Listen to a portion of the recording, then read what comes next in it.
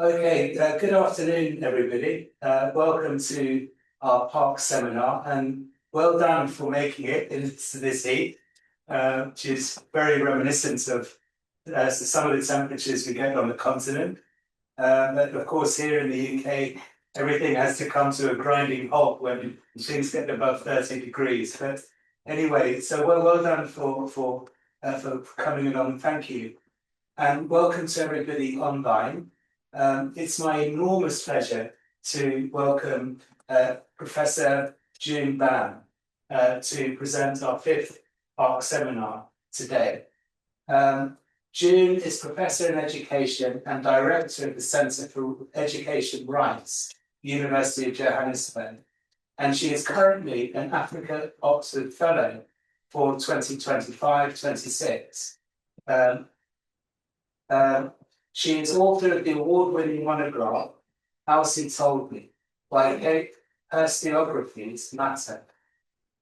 June has previously worked as a special government education advisor for South Africa and has held positions in teaching and research for several years, with, amongst others, the Institute for the Public Understanding of the Past, University of York, and Stanford University. She taught at the University of Cape Town for many years, where she also held a position of Associate Professor in African Feminism. She has led research projects in her research area, which involve various global universities, museums, and African heritage institutions. Colleagues, I've had a great pleasure to work with June in my capacity as a visiting professor at the University of Johannesburg. And the centre that you've created there, June, is a really vibrant hub of intellectual activity on the continent. So we're really delighted that you're able to join us today. And over to you. Thank you. Thank you, Leon. And thank you, audience, for coming out in this international crisis in English. Thank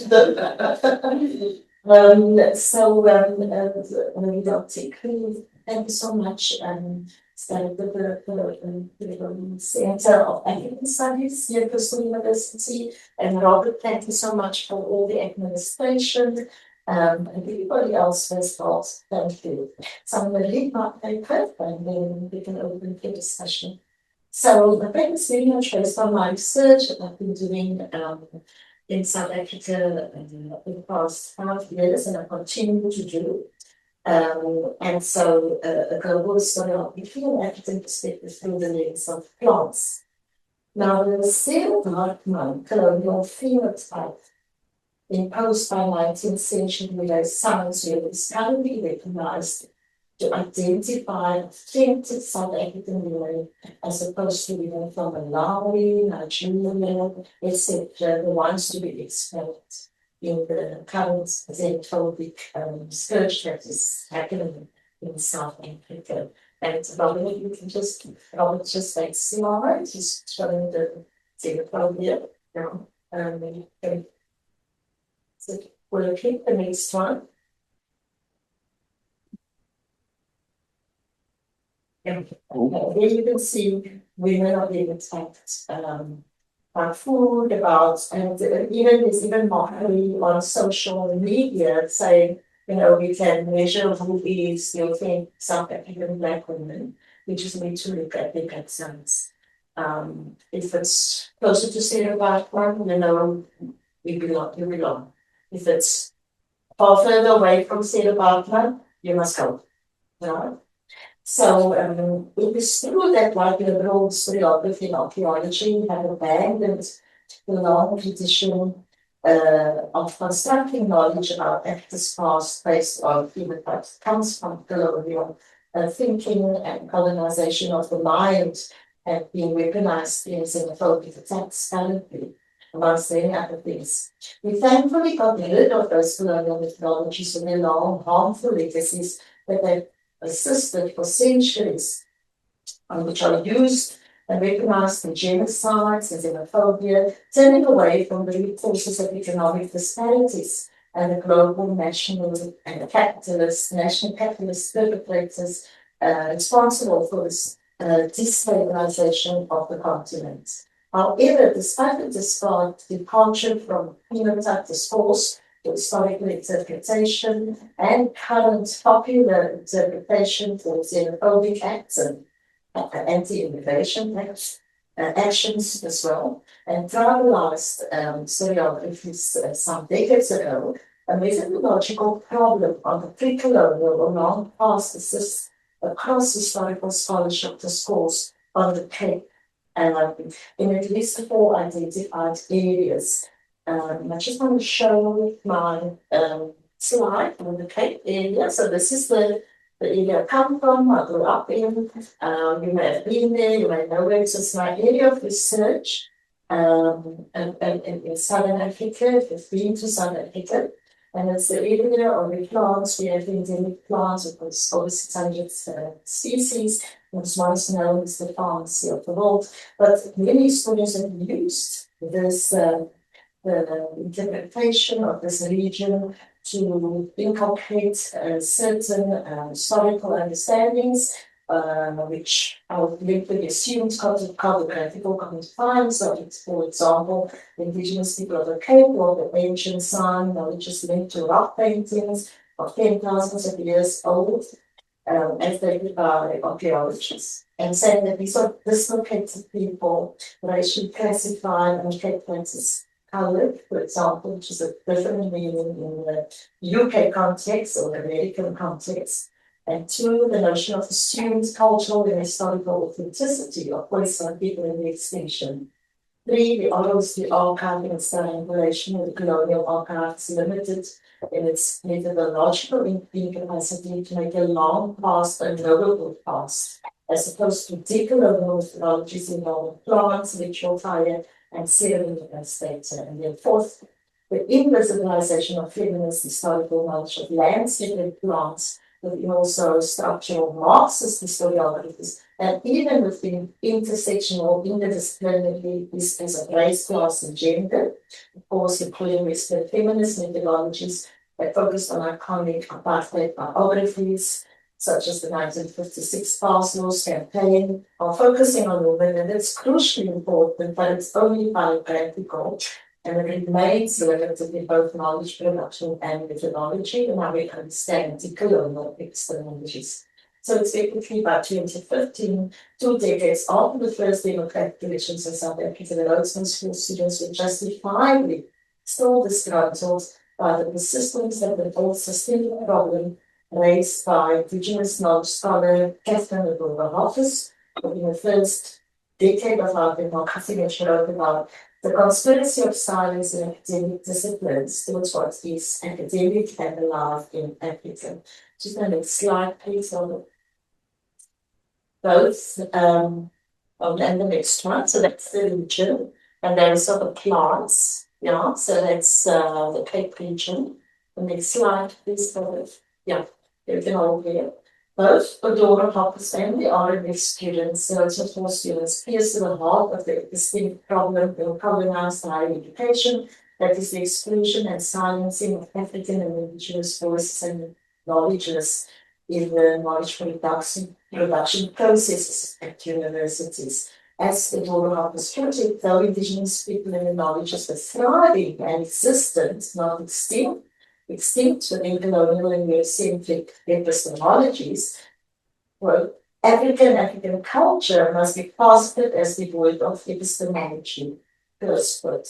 In African studies at the University of Cape Town, when I worked the intermediate after map of the global student uprising in 2050, we trying to offer an alternative to colonized research and education frameworks in South African historiography, responding to the Rhodes call for long over to colonization. So we wrote 3 books, and the next slide, there they are. Our first publication was an outcome of an interdisciplinary national conference held at Nelson Mandela University. It was called History Counts, Decolonizing Pre-Colonial Historiography, and there it followed by the next book, Rethinking Africa's, in the Rethinking Africa series in 2021 called Rethinking African Indigenous Women, Reinterpret Southern Africa's Past, and then of course my own monograph, Ausi told me why Cape Historiographies. Matters and outcome of years of fieldwork research with communities whose indigenous feminist viewpoint knowledges and perspectives had not been included in the official writing of the Cape's pre-colonial history, which generates currently 804,000 results on Google Scholar alone, and on the Cape Flags 103,000 results. So, and a veritable lacuna. So, the absence of the women in those thousands of results. Yeah. As illustration, a semantic scholar search on Cape medicinal plants based invariably on knowledge of his past or local indigenous informants through feminist intergenerational pedagogies to collectors from Europe, such as William Birchall of the 15th century, early 19th century collections, and others brings up a total of 207,000 results on semantic scholar, non-acknowledging the original feminist source of scientific knowledge used in plant taxonomies developed, and originally, of course, Linnaeus. And very interestingly, the feminist indigenous knowledge of the Cape re-pushed tea plants was traded as secret knowledge by the London Imperial Society and exchanged with white South Africans on special request by the 1940s. The papers outlining the scientific and technical knowledge of this plant was embargoed, and I've been working with this archive in the National Archives of the UK until the 1970s. So your secret do not share. In the British plant archives, it became only male informants are described, indigenous ones, and acknowledged, and the women, the OC, are invisible. And the OC is the patriarch, the feminist, elder with the knowledge of medicinal plants for hundreds of years, and still at the Cape, still existing on the Cape Flats, and it's never been visibilized, of course. The OCs are invisible provenance of collections of plants, and in the case of virtual spatial descriptions in the region, reduced to nuisance factors and descriptions of phenotypes. So virtual, the English and the collector would say, and then the Khoe man, if we wanted these woman partner to come with, but physiology was so despicable. I couldn't, I've not seen anything like it in my life, and so it affected the source of knowledge. So just the next slide, please.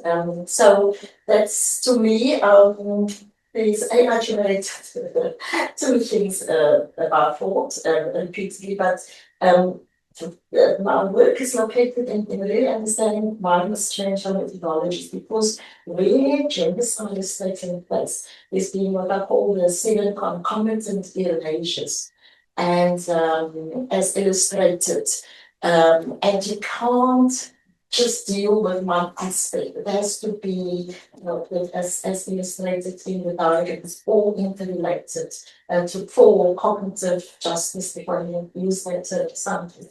So the epistemological dislocation of contemporary Cape communities from medicinal plants and what was known during the colonial period as the pharmacy of the world, because of the recorded incidents of European sales being fueled with the few days by the women and the medicinal plants, is also a pattern in the well-known late 19th century decolonial archive, which was assumed to into the present as the definitive beginning and end of some people recorded. And these people speak of the oldest language, like 20,000 years old. This archive contains descriptions of plants now still held by feminist knowledge holders in the region due to intergenerational epistemologies, but it's assumed people are dead, they don't know these plants. Next slide. And so that's the virtual collection.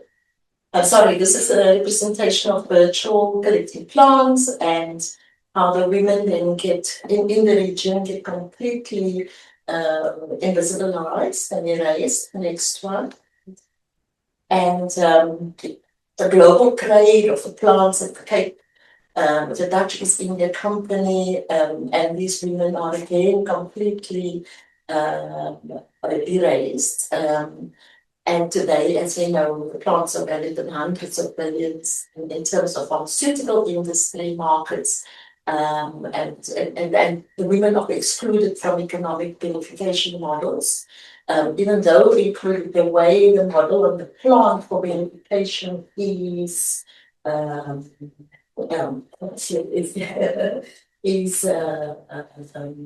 presented or implemented is that they are, their voices, that when they raise their stories, when they want to say something in a meeting, or they speak to the men, the ones who have the economic power, the whites, you still own most of the land, which has the, unlike what Trump wants to say, they still control the majority of the land, and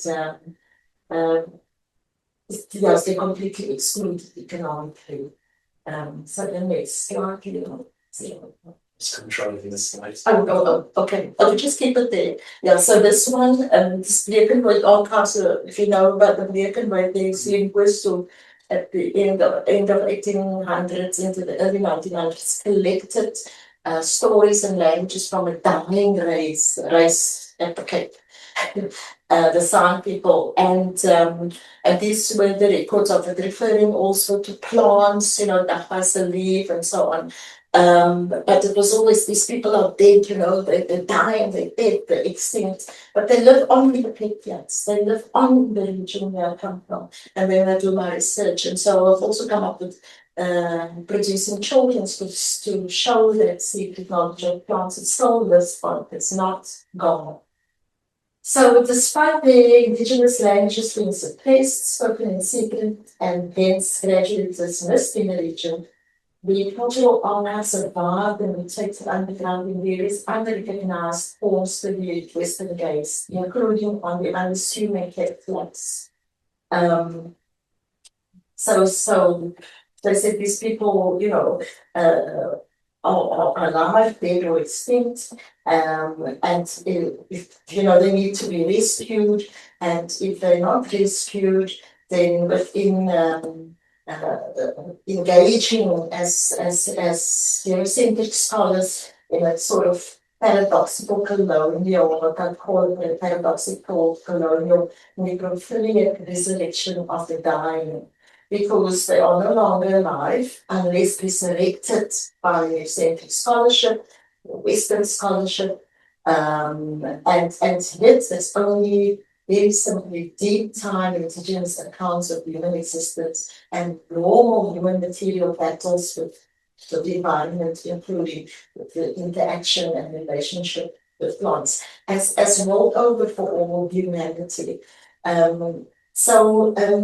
Starting to reflect on all these anomalies about the methods we conventionally use to construct knowledge about the past, and then therefore very accidentally stumbled on the importance of Ausi and medicinal plant knowledge as a significant lens through which the interconnected African past can be reinterpreted.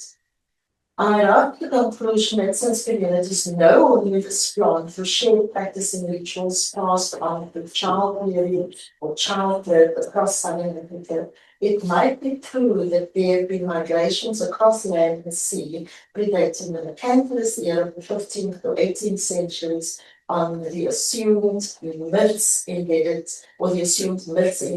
in cosmologies that may be something to be understood within the seriousness of indigenous historical materialism, rather than as lyrical poetry mediated through exotic language of ancient Greeks, for example.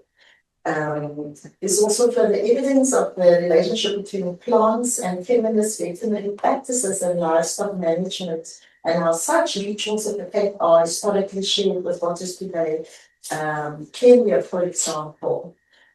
And so there's been important environmental research done by South African historians, Wynand and others.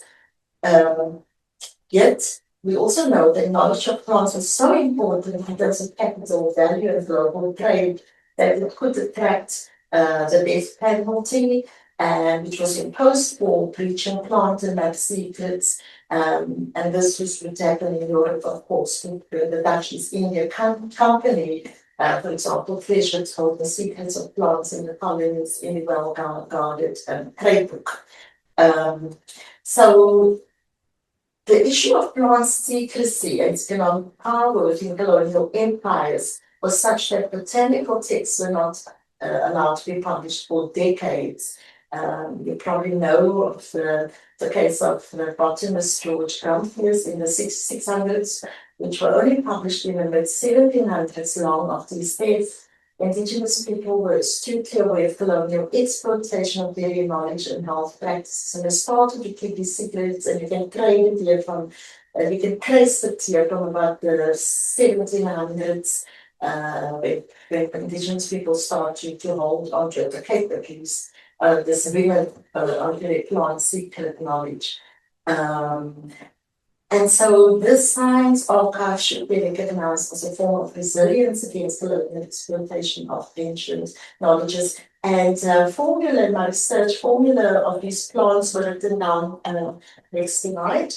So this is just that is still happening on the Cape Flats as now the tongue language, but the plant is still there, and people still do the rituals. It's just a language of thousands of years that has been erased and replaced by Afrikaans. Next language, after the next slide, sorry. That's the Grand Parade at the Cape. And the Grand Parade is, you see the women, so we know the Grand Parade only from Nelson Mandela, but it's actually a public pedagogical site of plant knowledge and interpretations of the past. And those are the Ausies, we would call them. It's an artistic representation from a book, something like that. And so, yes, so that's an important interpretation of sites of public knowledge of plant secrecy. Through my research, I think there's the next slide, probably. Yes, so another slide. So another depiction, it's a photograph 1940s of the OC playing with the plants. And then you'll see on the right-hand corner there is the Dassie, the rock hyrax and Hyraxium, which is crystallized feces and urine with plant material from the rock hyrax. And so the theory is that for thousands and thousands of years, colonies of the rock hyrax, they go to the same spot, same way. After about 40,000 years, it's crystallized, it becomes the medicine, but it's actually plants. So I'm interested also in how the women knew that, and of course men as well, that is the feminist knowledge and intergenerational transfer at the Cape of what they call dacitus, which means rock urine. And it's really just, and every morning, still, we drink it. You're given this unit of the rock as a child, poured water on. I don't know if you know that anyway. And to go to school, before you go to school, for immune system. And it's been appropriated by the pharmaceuticals. So it is for the master of medicines, and it's used for neurological diseases, especially Parkinson's. So it's scientific. It's watching, for thousands of years. It takes 40,000 years for that crystal to form from the feces and the urine, which is a plant material of the pharmacy. So the pharmacy is in there, the plant is in there, the women have this knowledge of that urine. So you couldn't refuse to drink this. So it's still being traded there, as you see in the photograph, it's still being traded. It's millions of pounds, dollars, most likely, in a global trade at the moment. But with apartheid, people were displaced from the mountains and from the Dassie. So they couldn't access this is now privately owned. Mountains are privately owned by white South Africans.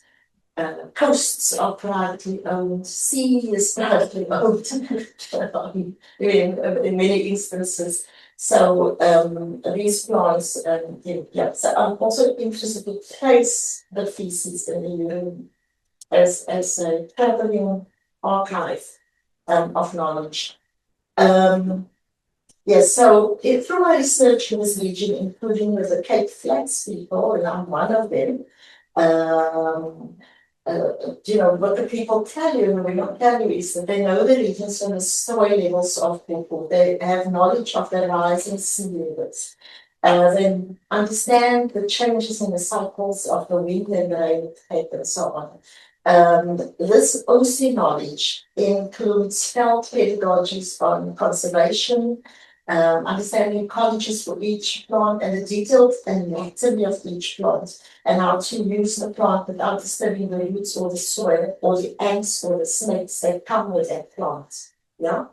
So which part of the plant, the roots, leaves, or bulbs, they can tell you which one is most important and how the disturbance of a plant may cause sea levels to rise.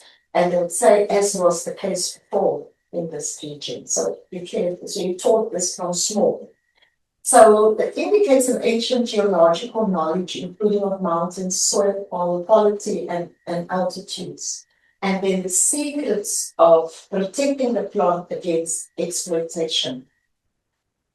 So such knowledge of plants is relatively scientific, based on thousands of years of observation of nature and interaction with it through trial and error, and passing on that perfected knowledge of environment and sustainability to intergenerational knowledge rituals around the fire at night, the galley, further enhanced by ongoing migratory knowledge of people across land and sea, across the continent, far predating colonial times.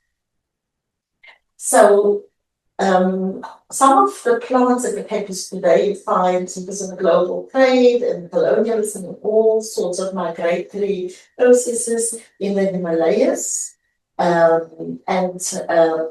we know, with the climate crisis, fish are swimming within cooler waters. Butterflies are flying much meters higher than before to find better environments to survive. And the striking fact is that birds' numbers have declined by nearly 3 billion since 1970 in North America. And at the Cape, the leopard toad, known by the OC as August frogs, that predicted the end of the winter storms and the blooming of certain medicinal and edible plants, which Sean learned about around the wetlands, at least into the early 1970s on the Cape Flats. It used to be a significant ecological indicator, but it's now endangered. Leopard is endangered, and that knowledge is lost due to apartheid urbanization, which included forced removals of people from ecosystems and bulldozing of freshwater springs, etc. So let me look at the next slide. Yeah.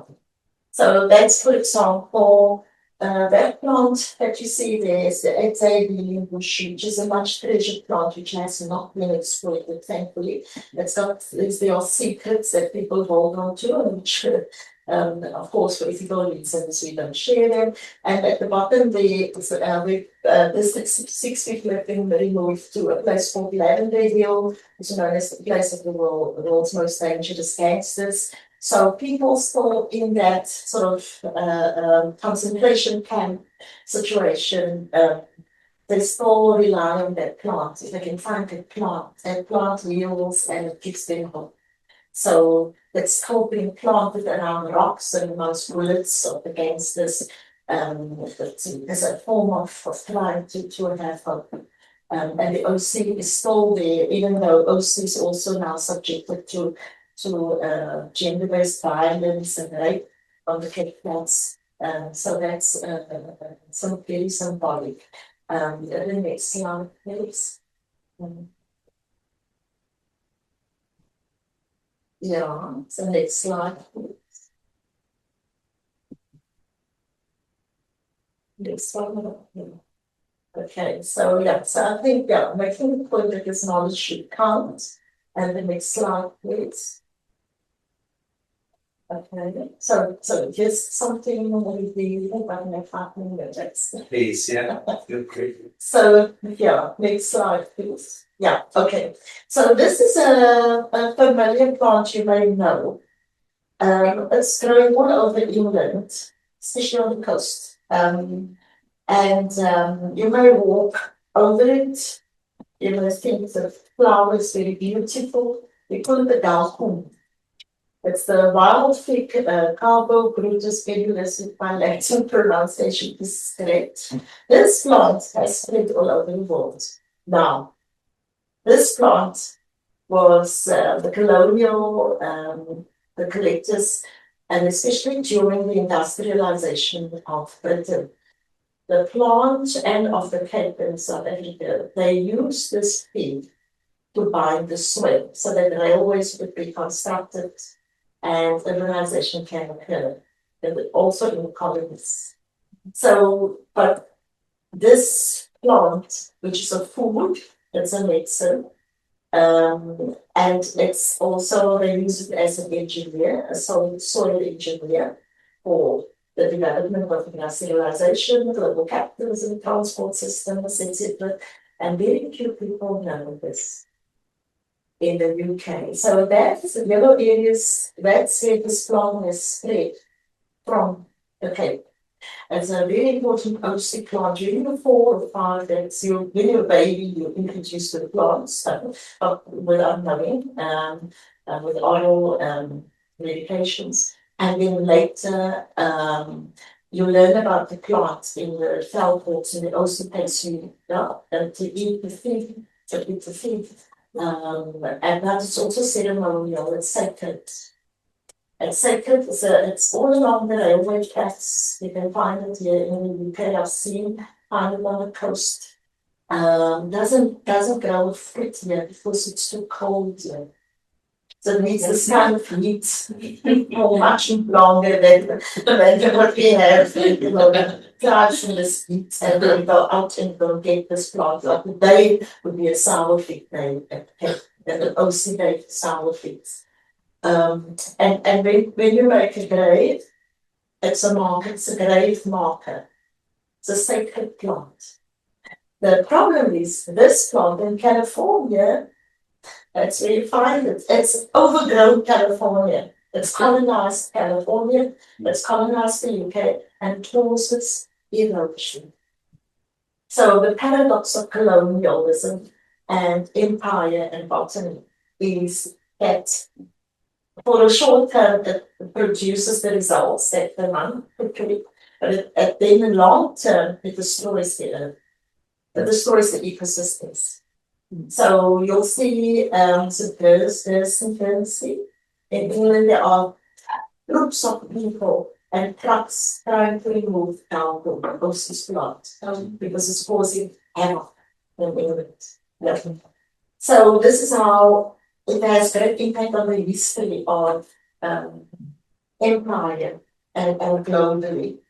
And then we also have plants such as Buchel, that you may know, that you find in the Ostrich-style at Kruidvrou Museum, for example, because you drink, Buchel is a plant you drink very good for on a hot day like today, and renal problems, and they also uses this plant for many purposes, but it's a big global trade, and the biggest exporter today is not of the second and third biggest exporters of Buchel today. It's France and Spain. So I don't know how they export Buchel because you can't grow it just anywhere. So these plants indicate also our connection with Africa, and then there's wild cannabis and so on. And so just move to the next slide. So thank you. Thanks. So that's at the Cape, and that's the location of Ausi plants, a beautiful Cape of the plant that grows in the water. I think today it's maybe a sold by Waitrose. It's an Ausi plant, the water plant. We can't eat it today. Well, the people of the Cape can't afford it really, because they also can't afford it because you've been cut off from it, from the reserves that were created. And these reserves were created they poison the water so you can't access your plant. But the reserves were also created, and so it was created for segregation and people away from nature. Their own, parks, like their own parks, their own food systems and medicinal plants, but they also use the local indigenous people. They said, oh no, you weren't here before, this was empty land, but when they need the alien plants to be removed, they use the indigenous people and they say, the local people, can you just, on the Cape Flats, can you just remove the indigenous plants in the reserve, please? And they also know that these people know how to remove them. But they're not going to disturb it. And then like priests just get out of it. And then they're not connected. So that's the paradox of the colonialism and conflict with plants and the global template, of course. So that's the water plant in the bowl there, and they recognize it in Britain. And the next slide, please.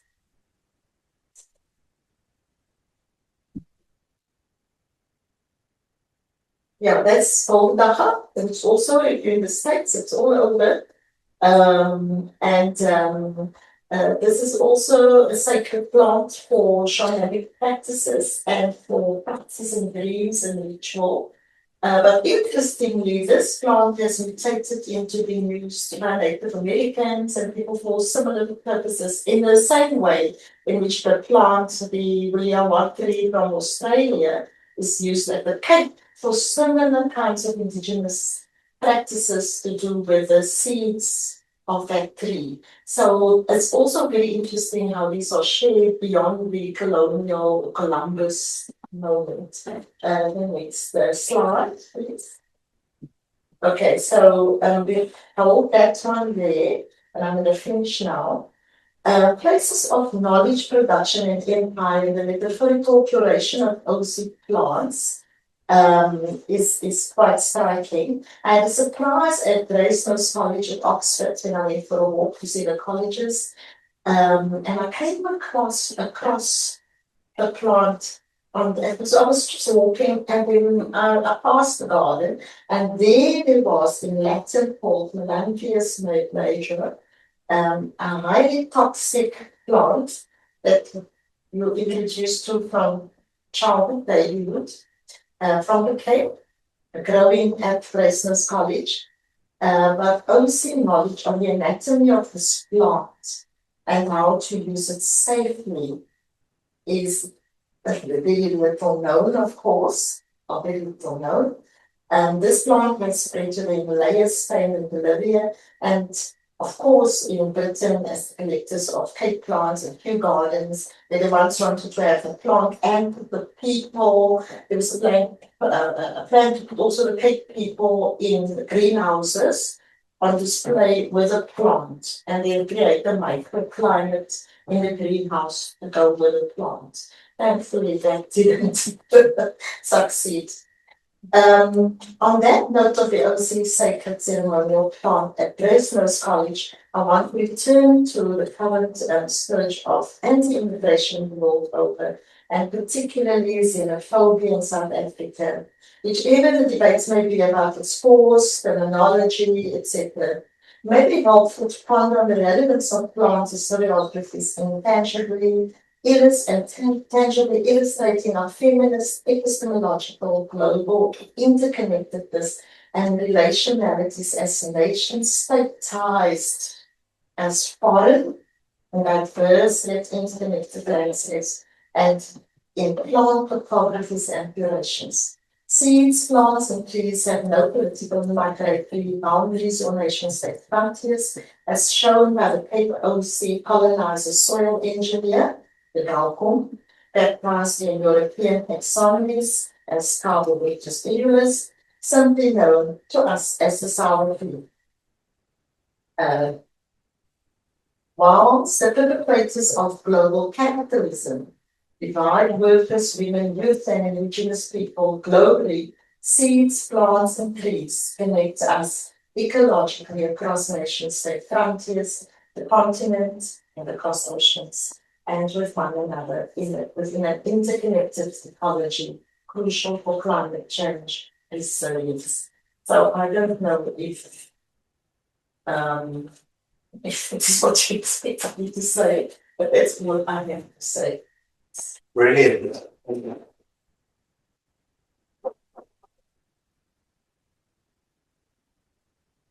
so much, Jude, for that broad, wonderful historical sweep that herstiography, as you put it, and seeing that history through the lens of plants is such an interesting thing to do, and such a decolonizing activity as well, as you've illustrated. So, I mean, I've got lots of questions I want to ask, but let's see if others in the room or online would like to ask you the question. Susie. Yeah, Jane, I was interested in what you were talking about, the water plant. And you said that we can get this here in the UK. Yeah, I think I've seen it in Waitrose. Yeah.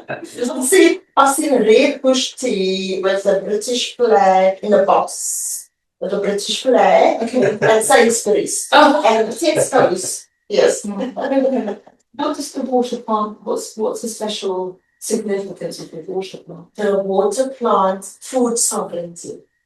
So It was found around the wetlands, in the wetland, around the wetlands areas, in the dams, and it was food that you can just, like cabbage, you can just go and get in the wild and make a stew and eat it, or vegetarian or non-vegetarian. So that was taken away with colonialism and apartheid.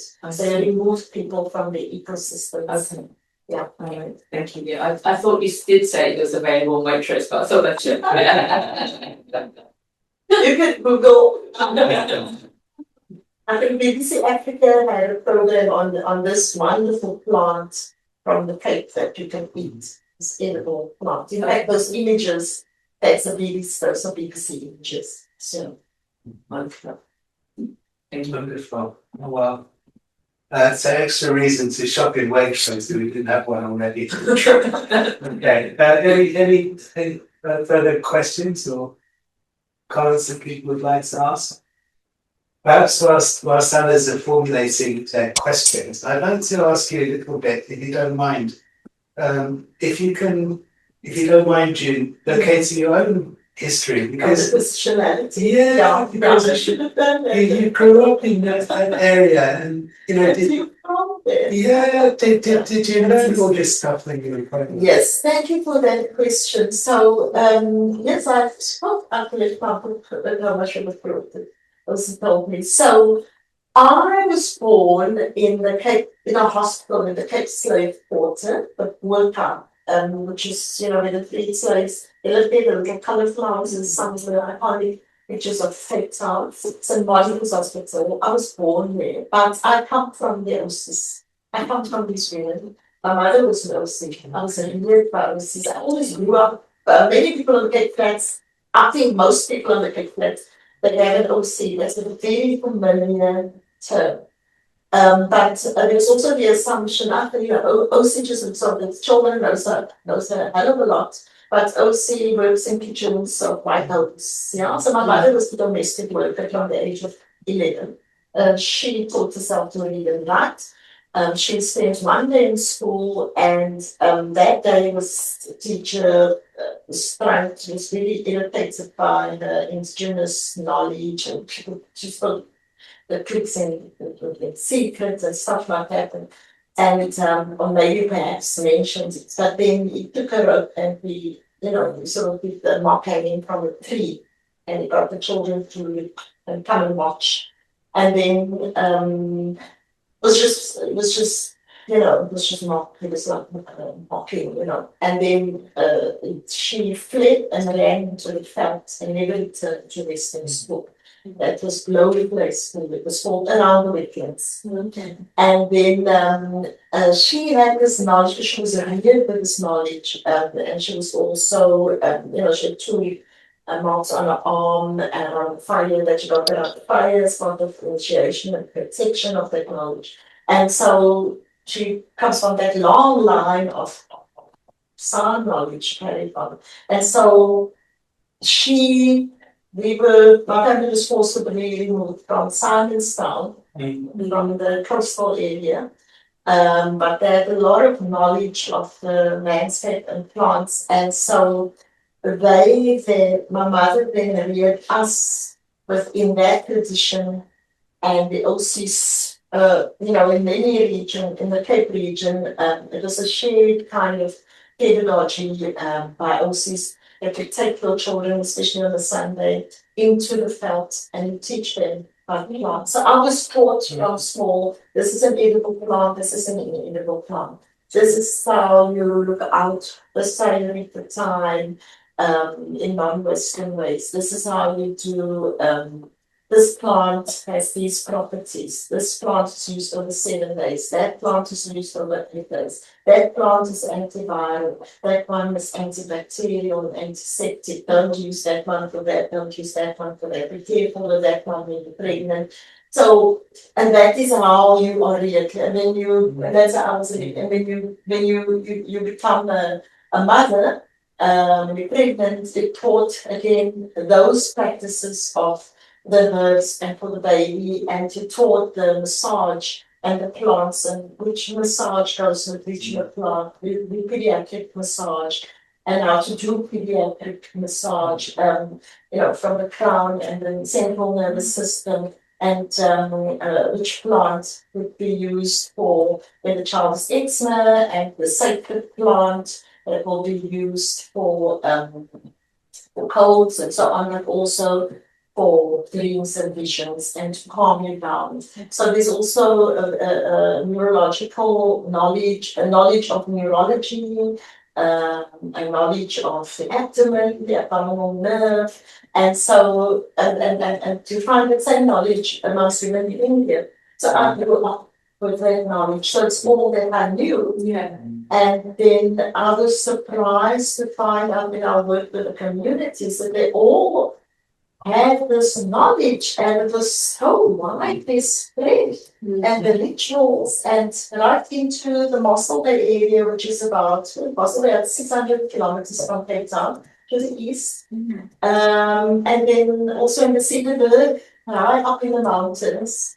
There are Aussies, there's actually a village community of Aussie women thriving, and up to the northern Cape, into almost Namibia. So it was much bigger than what I thought it was. I thought, I'm just reading about those. I didn't know it's actually an epistemology and an ancient one. Wonderful. Okay. Because we were just like apartheid made us these people with no, what did they say? The races that are left over once you sorted out the others, the leftovers. People without culture and without knowledge. So that is how we were taught who we are. We never thought that we are, in fact, indigenous to the land and soil, and of course very mixed. Yeah.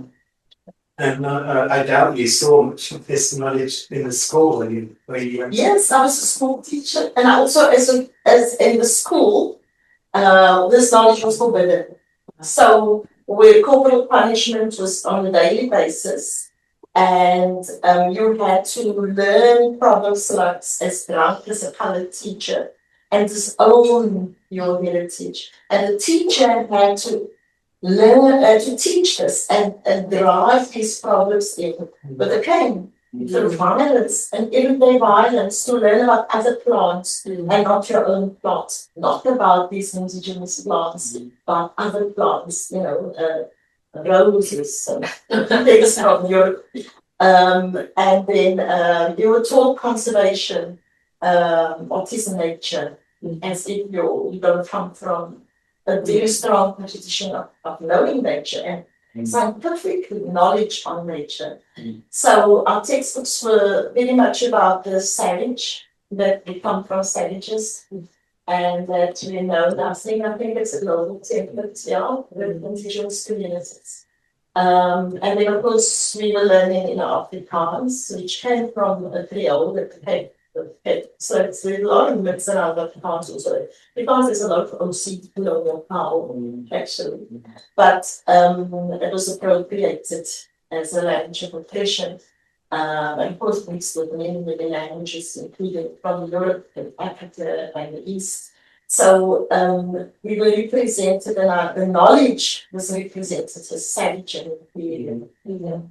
And then when I went to teach, I used to try and break that down. But I thought on the Cape Flats for years before the end of apartheid, the so-called matrifocal. I was trying to take the children and the parents back to where they came from. The parents teach their children about the ecosystems, but of course it wasn't allowed. It was banned to do that, but we still did it. Of course, it got into trouble, but it was worth it. So that was the kind of place-based pedagogy that you were introducing there. Yes, place-based. Yes. Yeah. Go back. Yes. Well, we had a couple of questions online from Jude and Linda. I don't know if you still want to ask your questions. You had your hands up and then they disappeared. So I don't know if you still want to ask your questions. For sure, I'd be delighted. This is Dr. Jude here from Abundant Sun. Hello, Professor Bam. Lovely to see you again. Lovely to see you, Jude. Yeah, my question is really this, and if you could just pass some comment. I've been very much engaged in corporate social responsibility for a long time and issues of sustainability. When we look at it from a colonial point of view, what are your thoughts on the colonial cultures actually laying claim to this concept of sustainability when so much of our indigenous knowledge and our understanding of our own liberation is directly linked to sustainability?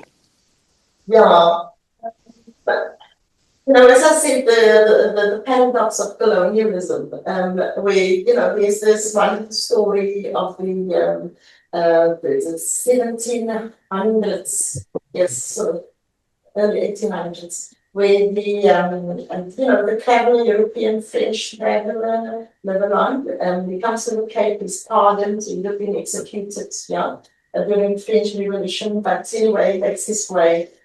He gets excused, and then one of his things he comes to do is to, come to the Cape and write some interesting stories for aristocracy to entertain them about the Cape people, their plants, and so on.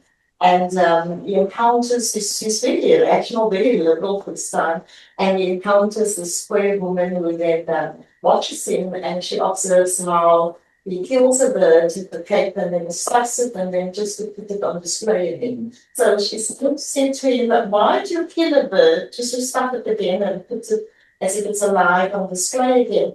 And he said, he had no answer. He didn't know what to say because it's such a rational question. And I think that's the essence of the paradox of colonialism, So, and you see this with the Sustainable Development Goals. You've got to attain all these Sustainable Development Goals through attain sustainability, but at the same time, the forces and multinationals and the complicities that these very big institutionalized entities have who have the responsibility or to regulate sustainability also perpetrate those very sustainable they're perpetrators of undermining those very sustainable development goals we are supposed to achieve.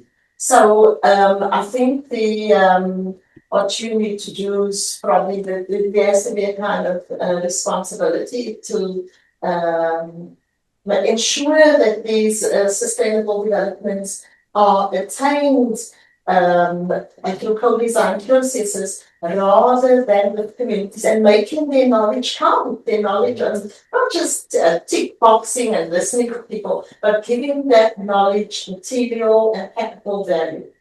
And only then can we really speak about the quality and sustainable development goals. So what's the economic worth of it, and the big funds and money that's going to people in these verification models and so on. This knowledge must count, and it must count economically in three ways. In millions and billions, not three francs. Sure, yeah. Thank you. Thank you, Jude, for your question, stimulating question. Thank you. Are there any other questions from people online or in the room? Yes, if I may. Oh, hi, Linda. Hi, June. June, you've actually just written quite a fascinating paper on the new history curriculum. And I mean, you've got a long history of involvement in it too. in its decolonization and so on. So I'm just wondering, what space do you think there is in the new curriculum for incorporating this kind of knowledge, or what do you think the possibilities are in the future, and so on? Thanks.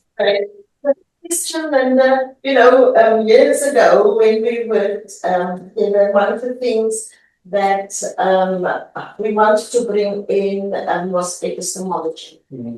And I think for young people at high school, just to understand, and even at the fundamental young learning age, how knowledge is produced. Yeah, it's how knowledge of the past is produced, which is in the curriculum.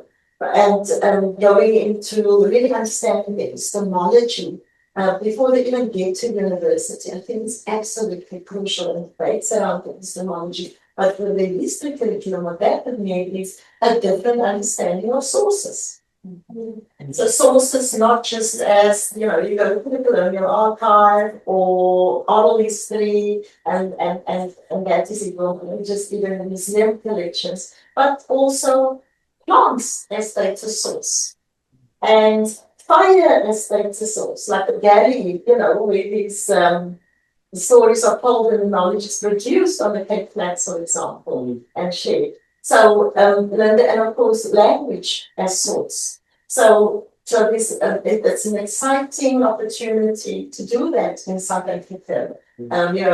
Curriculum processes, as we all know, takes a long time because it has to be like that over and over again. It's ongoing. But I think there are exciting possibilities, Linda, for looking differently at archive. Somebody was mentioning the open archive as concept. Some people call an archive, the absent archive, and I would. I gravitate towards dialogical archive because dialogical archive brings agency to the center. So it's not just archive, but what's the agency of knowledge production, say of the OC or these knowledge holders within the archive. Yeah. So it's not just understanding archive, but archive with agency. Yeah. Wonderful. Okay. So, well, we've come to the end of our allotted time, June, but it just remains for me to thank you most sincerely for your wonderful talk. I think you've given us a really graphic, visually beautiful, but deeply interesting and personal Herstoriography through the eyes of plants, and we thank you very much for that. So will you join me in thanking June?